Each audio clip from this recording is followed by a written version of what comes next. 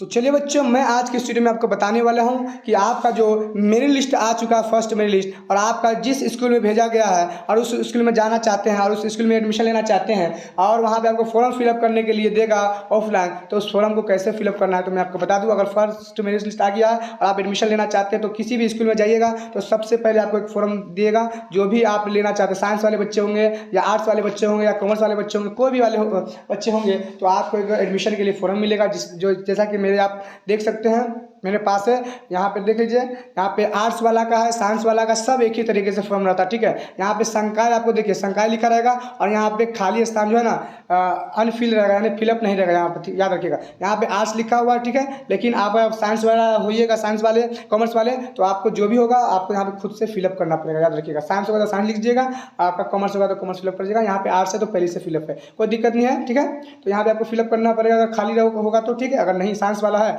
तो, अगर नहीं है तो छोड़ दीजिए, कोई दिक्कत नहीं है। अगर आर्ट्स जैसे लिखा हुआ, लेकिन मेरे पास साइंस वाला है तो वहाँ पे संकाय में कोई ऑप्शन नहीं लिखे हुआ है, तो जो भी लेना चाहते हो वो लिख लीजिएगा। ठीक है, उसके बाद ये हो गया। और सत्र देखिए, आप जब भी एडमिशन ले रहे हैं तो सत्र होगा, जैसे अभी एडमिशन लीजिएगा तो सेशन सत्र हो जाएगा 2022 से आपका 24 हो जाएगा, क्योंकि 2 साल का होता है इंटर, याद रखिएगा। ओके, तो ये हो जाएगा। ठीक है, तो 2 साल का गैप होता है। उसके बाद यहाँ पे आपको एक फ़ोटो चिपका लेना है, याद रखिएगा, और आपको 5 फोटो भी लेके जाना साथ में, याद रखिएगा, 5 फोटो लेके जाना है, याद रखिएगा। इसमें से एक यहाँ पे चिपकाना होगा, 4 साइज रख लेंगे तो लेके जाइएगा जरूर, याद। ठीक है, और ये इंटर वाले के लिए है। ठीक है, जिसमें तीनों हो गए, साइंस आर्ट्स कॉमर्स, सभी को इसी तरीके से फॉर्म फिलअप करना है, सबको इस तरीके से स्कूल मिलेगा। ठीक है, मेरा दूसरा स्कूल है, लेकिन आपका जो भी स्कूल होगा आपको इसी तरीके से फॉर्म फिलअप करने के लिए मिलेगा। ठीक है बच्चों, तो इस तरीके से कर लीजिएगा। उसके बाद देखिए, पहला में देख लीजिए, प्रार्थी का नाम, यानी स्टूडेंट का नाम पूछ रहा है। ठीक है, विद्यार्थी का नाम, तो जो भी होगा यहाँ पे फिलअप कर लीजिएगा। उसके बाद विवाहित या अविवाहित, आप शादीशुदा होइएगा तो यहाँ पे विवाहित लिखिएगा, और नहीं होइएगा तो अविवाहित लिखिएगा। उसके बाद धर्म और जाति, तो धर्म और जाति में से अगर आप जो भी लिखना चाहते हैं तो जाति लिख सकते हैं, धर्म, और धर्म में लिखिएगा हिंदू होगा तो हिंदू, मुस्लिम होगा तो मुस्लिम, और जाति लिखना चाहते हैं जैसे हिंदी में होता है ब्राह्मण तो ब्राह्मण लिख सकते हैं, और मुस्लिम होता है शेख वगैरह तो भी लिख सकते हैं, दोनों में से एक चूज कर लीजिएगा। ठीक, जन्म तिथि आपका जो भी जन्म तिथि हो जाएगा वो लिख लीजिएगा। उसके बाद है दूसरा में देख लीजिए, पिता का नाम, यानी पिता का आपका जो नाम होगा वो पेशा, आपके पिता का पेशा क्या है। ठीक है, यानी किसान है या मजदूर है वो लिख लीजिएगा यहाँ पे। माता का नाम, तो आपके माता का नाम लिख लीजिएगा। उसके बाद यहाँ पे पूरा पता, यानी आपका गाँव का नाम क्या वो लिख दीजिएगा। यहाँ पे पोस्ट ऑफिस है तो पोस्ट ऑफिस लिख दीजिएगा, जो भी आपका पोस्ट होगा। थाना आपका जो होगा वो, जिला जो होगा वो लिख दीजिएगा। ठीक, उसके बाद है दूसरा नंबर देख लीजिए, दो का अभिभावक का नाम, यानी गार्जियन का नाम। ठीक है, तो अगर गार्जियन में आपका माँ है और बाप पिता है तो उसमें से कोई किसी का लिख दीजिएगा, या अगर आप नहीं होता किसी का माता पिता तो अपने भाई वगैरह का लिख सकता है। ठीक है, तो अभिभावक का नाम, जैसे माता का नाम लिखिए तो यहाँ पे माता का नाम लिख दीजिएगा। उसका पेशा क्या है, तो आपकी मम्मी क्या करती है, अगर वो काम वगैरह करते हैं तो मजदूरी, अगर वो घर में रहती तो गृहिणी लिख सकते हैं। यहाँ पे ज़्यादातर तो फादर का ही नाम लिखते हैं, तो यहाँ पे पिता का नाम लिख दीजिएगा, और जो उनका मजदूरी होगा या किसान करते हैं तो यहाँ पे किसान होगा तो किसान लिख दीजिएगा, और मजदूरी होगा तो मजदूरी लिख दीजिएगा, कोई दिक्कत नहीं है। उसके बाद ग्राम में जो भी लिख सकते कोई दिक्कत नहीं, ग्राम जो आपका गाँव वगैरह होगा लिख दीजिएगा, ग्राम पोस्ट जो भी है लिख दीजिएगा, उसका पिन कोड लिख दीजिएगा, कोई दिक्कत नहीं है।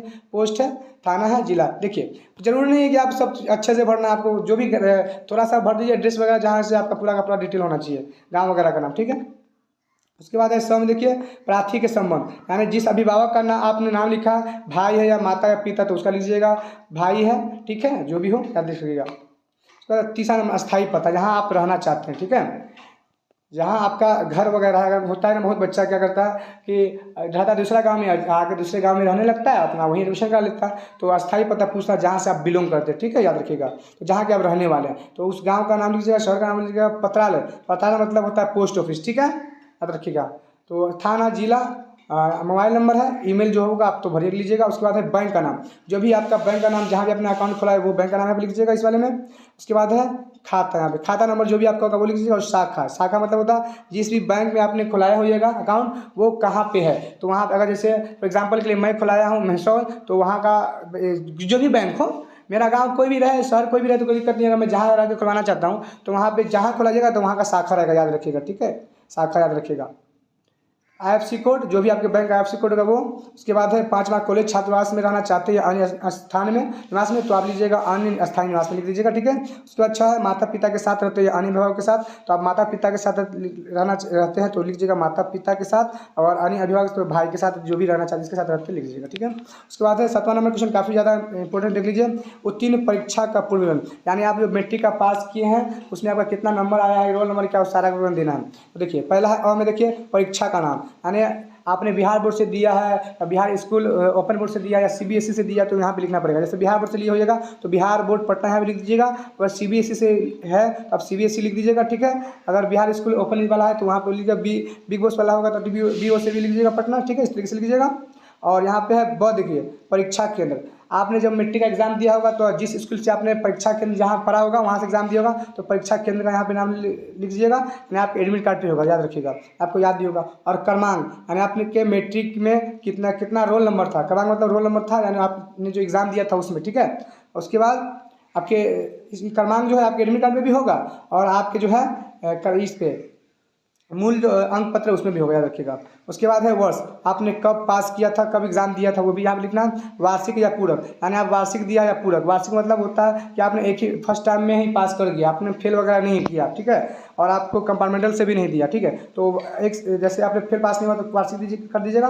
और पूरक में वो बच्चा मतलब पास होता है जो कंपार्टमेंटल से एग्जाम दिया होगा या वो फिर 1 साल बैक हो गया होगा तो वो पूरक होगा, याद रखिएगा। और जो फर्स्ट टाइम में पास हो गया वार्षिक मारेंगे, ठीक है। प्राप्तांक, आपका मैट्रिक में कितना नंबर आया यहाँ पे वो लिख दीजिएगा। उसके बाद श्रेणी, फर्स्ट आया, सेकंड आया, थर्ड आया तो वो लिख दीजिएगा हिंदी में। द्वितीय या प्रथम लिखिएगा, प्रथम लिख दीजिएगा, सेकंड आया तो द्वितीय, थर्ड आया तो तृतीय लिख दीजिएगा, ठीक है। है विद्यालय या महाविद्यालय का नाम जहाँ पहले अध्ययन करते थे, यानी मैट्रिक आपने जिस स्कूल से किया था वहाँ पे उस स्कूल का नाम लिख लीजिएगा शॉर्टकट इस लाइन में, ठीक है। उसके बाद है 8वां अध्ययन कार्य के अतिरिक्त यदि किसी कार्यक्रम में अभी रुचि हो तो उसका वो लिखा, यानी पढ़ाई के साथ आप कोई भी खेलकूद कर में है इंटरेस्ट तो यहाँ पे लिख दीजिएगा खेलकूद में, नहीं तो छोड़ दीजिएगा, ठीक है। 9वां है पाठ्य विषय, यानी इंटर में जो भी सब्जेक्ट को लेना चाहते हैं ये यहाँ पे आपको बढ़ना है, तो ये काफ़ी ज़्यादा इंपॉर्टेंट है क्योंकि यहीं से आपका फ्यूचर डिसाइड होता है। जो भी सब्जेक्ट को यहाँ पे सिलेक्ट कीजिएगा वो आपके ग्रेजुएशन वगैरह में भी काफ़ी ज़्यादा काम देगा, ठीक है। तो यहाँ पे देखिए अनिवार्य विषय हो गया NRV, और दूसरा है भाषा एवं साहित्य। तो ये 2 नंबर में आपको 2 सब्जेक्ट को चूज करना है। अनिवार्य भाषा है, जैसे कि अनिवार्य भाषा विषय में आपको जैसे इंग्लिश लेते हैं, ऊपर इंग्लिश लेते हैं तो अनिवार्य भाषा इंग्लिश हो गया, और भाषा एवं साहित्य, तो भाषा में 2 सब्जेक्ट कौन बच गया आपका, जैसे हिंदी बच गया।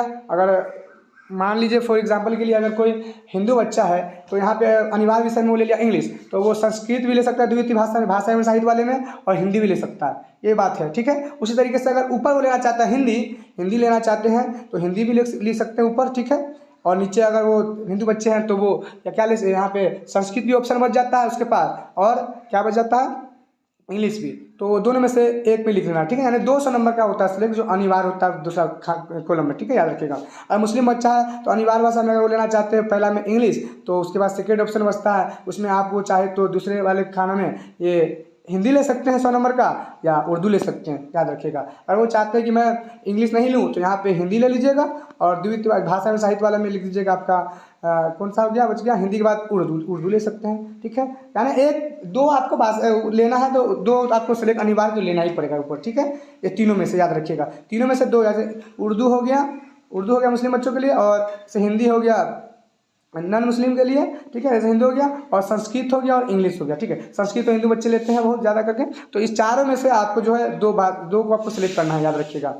अगर ऊपर इंग्लिश लेते हैं तो नीचे आपको हिंदी लेना है, या संस्कृत जैसे अब या उर्दू, आपको जो मन है वो लीजिएगा। मुस्लिम बच्चे समझ रहे होंगे और हिंदू बच्चे भी समझ रहे होंगे, यानी कि 4 सब्जेक्ट में से 2 को आपको लेना, ठीक है। जैसे मुस्लिम बच्चा लेना चाहते हैं उर्दू, तो उसके पास उर्दू ले लिए, ठीक है। अगर वो लेना चाहते हैं इंग्लिश, उसके पास कौन सा बच्चा ऑप्शन, इंग्लिश बच्चा, और उसके पास एक बच्चा हिंदी, तो दोनों में से अगर हिंदी लेना चाहते हैं तो हिंदी यहाँ पे लिख देंगे, या हिंदी नहीं लेना चाहते तो ये इंग्लिश लिख देंगे, जो भी लेना चाहते हैं। ऊपर नीचे दोनों तरफ लिखिएगा तो कोई दिक्कत नहीं, अगर ऊपर इंग्लिश लिखते तो कोई दिक्कत नहीं, नीचे भी उर्दू लिख सकते तो कोई दिक्कत नहीं, यानी 2 सब्जेक्ट आपको यहाँ सिलेक्ट करना, याद रखिएगा, हो गया अनिवार्य। उसके बाद है तीसरा नंबर ऐच्छिक विषय, यानी टोटल 200 नंबर का आपने तो ले लिया क्योंकि 500 का होता है इंटर, ठीक है।